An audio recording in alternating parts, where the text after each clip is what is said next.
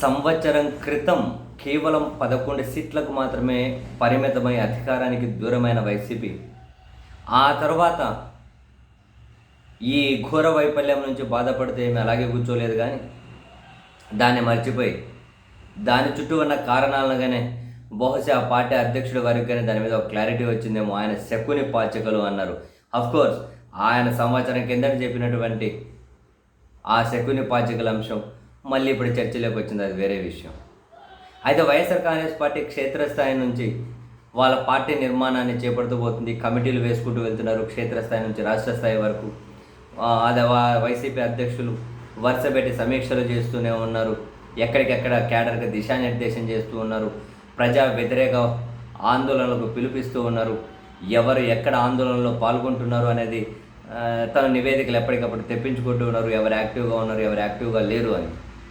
అదే సమయంలోనే అధికార పార్టీ వాళ్ళు వైసీపీకి సంబంధించి కింది స్థాయి నాయకత్వాన్ని లేకుంటే ఇంకా పై స్థాయి నాయకత్వాన్ని ప్రలోభాలకు, దౌర్జన్యాలకు, బెదిరింపులకు ఏదో ఒకటి ఆశపెట్టు వాళ్ళ వైపు లాగేసుకుంటూ ఉంటే ఆ క్షేత్రస్థాయి నాయకత్వాన్ని కూడా వైసీపీ చాలాసార్లు కాపాడుకోవడంలో వాళ్ళు కూడా విజయవంతమవుతూ ఉన్నారు.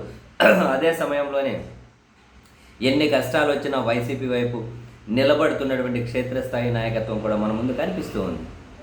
అయితే ఇవన్నీ జరుగుతూ ఉన్న క్రమంలోనే ఆశ్చర్యకరంగా వైసీపీ, అంటే ఆశ్చర్యకరంగానే అనే పదం కరెక్టేనేమో, ఎందుకంటే అధికారానికి దూరం అయ్యారు, కొందరిని అటువైపు లాగేసుకుంటున్నారు. అటువంటి పరిస్థితుల్లో కూడా కొందరు వైసీపీ నాయకులను క్షేత్రస్థాయిలో కూడా కొందరిని సస్పెండ్ చేసుకుంటూ వెళ్ళడం నిజంగానే వైసీపీ తీసుకుంటున్నటువంటి ఇంట్రెస్టింగ్ డెసిషన్. చాలామందిని వరుస పెట్టి సస్పెండ్ చేసుకుంటూ పోతున్నారు.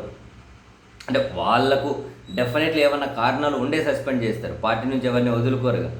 మరి ఆ బలమైన కారణాలు ఏమున్నాయి అన్న విషయం బయటకు వాళ్ళు ప్రకటించడం లేదు, కానీ పార్టీ వ్యతిరేక కార్యకలాపాలకు పాల్పడుతున్నారు అని. తాజాగా గుంటూరు మాజీ మేయర్ కావటి మనోహర్ నాయుడును సస్పెండ్ చేశారు. ఇది ఒక అనూహ్యమైన సస్పెండే కావటి మనోహర్ నాయుడుని. సో రీజన్స్ ఏమై ఉన్నాయో చూడాలి. తనను సస్పెండ్ చేశారు, తనతో పాటు మరికొందరు కార్పొరేటర్లను సస్పెండ్ చేశారు. కుప్పం, శాంతిపురం లాంటి చోట్ల కొందరు కౌన్సిలర్లను, కొందరు జడ్పీటీసీలను, మాజీలను కూడా సస్పెండ్ చేశారు. పెద్ద ఎత్తున చాలామందిని సస్పెండ్ చేసి పెట్టేశారు. అంటే పార్టీ వ్యతిరేక కార్యకలాపాలకు పాల్పడితే సహించమని చెప్పి మెసేజ్ ఇస్తున్నారు. లేకుంటే వైసీపీలో ఉండి ఏమైనా కనుక అధికార పార్టీకి పని చేస్తూ ఉన్నారో ఆ సమాచారం వైసీపీ దగ్గర ఉందో. సో ఏమైనా ఒక బలమైన కారణాలు ఉండే ఇప్పుడు ఇంత క్లిష్ట పరిస్థితుల్లో కూడా వాళ్ళ పార్టీ క్యాడర్ని సస్పెండ్ చేస్తూ ఉన్నారు. వాళ్ళ పార్టీ నాయకత్వాన్ని, కింది స్థాయి నాయకత్వాన్ని సస్పెండ్ చేసే అంత నిర్ణయం తీసుకుంటున్నారు అని అంటే బహుశా నో డౌట్ ఏవో మరి చాలా బలమైన పార్టీ వ్యతిరేక కార్యకలాపాలే కనిపిస్తూ ఉన్నాయి. అయినా వైసీపీ ఇప్పుడు ఇటువంటి నిర్ణయం తీసుకోవడం గ్రేటే.